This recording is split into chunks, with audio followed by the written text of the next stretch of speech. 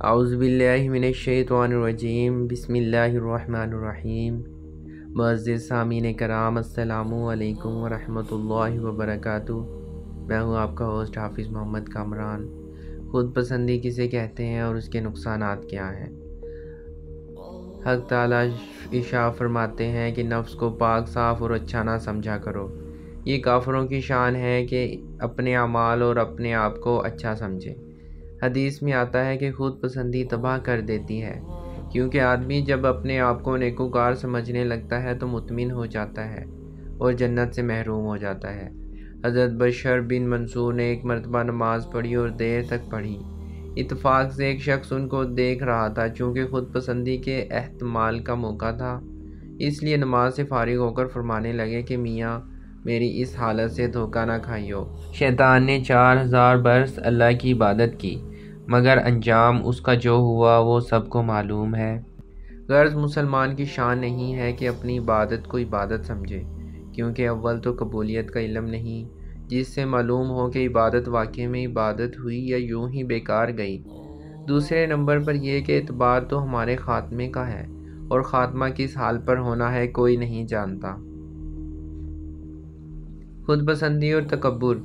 خود پسندی بھی تکبر کی ایک شاخ ہے۔ فرق صرف اتنا ہے کہ تکبر میں دوسرے لوگوں سے خود کو بڑا سمجھا جاتا ہے، اور خود پسندی اپنے نفس کو اپنے خیال میں کامل سمجھ لینا اور اللہ تعالیٰ کی دی ہوئی نعمتوں کو اپنا حق خیال کرنا، یعنی ان کو اللہ کا فضل و کرم نہ سمجھنا اور ان کے زوال سے بے خوف ہو جانا خود پسندی کہلاتا ہے۔ خود پسندی کی علامات۔ اگر یہاں تک نوبت پہنچ جائے کہ حق تعالیٰ کے نزدیک اپنے آپ کو عالی مرتبہ اور اہم سمجھنے لگے تو یہ خود پسندی کہلاتا ہے، اور اس کا اثر یہ ہوتا ہے کہ اپنی دعا کے قبول نہ ہونے سے تعجب اور اپنے دشمن کے سزا و عذاب نہ ملنے پر حیرت ہوتی ہے کہ مجھ جیسے پارسا کی دعا قبول کیوں نہیں ہو رہی اور میرا دشمن تباہ و برباد کیوں نہیں ہو رہا۔ خود پسندی پر ناز ہونے کا علاج۔ خود پسندی بڑی جہالت ہے، لہذا اس کا علاج کرنا چاہیے۔ بس اگر غیر اختیار خوبیاں مثلاً قوت، دولت، حسن و جمال پر فخر ہو تو یوں سوچو کہ ان چیزوں کے حاصل ہونے میں میرا کوئی دخل نہیں ہے۔ یہ حق تعالیٰ کا محض فضل و احسان ہے کہ اس نے مجھ ناچیز کو یہ خوبیاں عطا فرما دیں، اور یہ سب خوبیاں ختم ہونے والی ہیں کہ ذرا سی بیماری اور ضعف لاحق ہوا تو سب جاتی رہیں گی۔ اگر کوئی بادشاہ خزانہ کھول کر تمہارے سپرد کر دے اور تم اس میں سے جواہرات اپنی خواہش کے مطابق اپنی گود میں بھر لو اور پھر ناز کرنے لگو کہ میں اتنا روپیہ حاصل کیا، تو ظاہر بات یہ ہے کہ احمق سمجھے جاؤ گے، کیونکہ اگرچہ جواہرات کے سمیٹنے والے تم تھے مگر خزانہ تو شاہی تھا اور کنجی تو بادشاہی کے ہاتھ میں تھی، اس لیے اس نے تم پر احسان کیا، اس نے کنجی عطا فرمائی اور اس کی اجازت سے تم خزانہ کی کوٹھری میں داخل ہوئے۔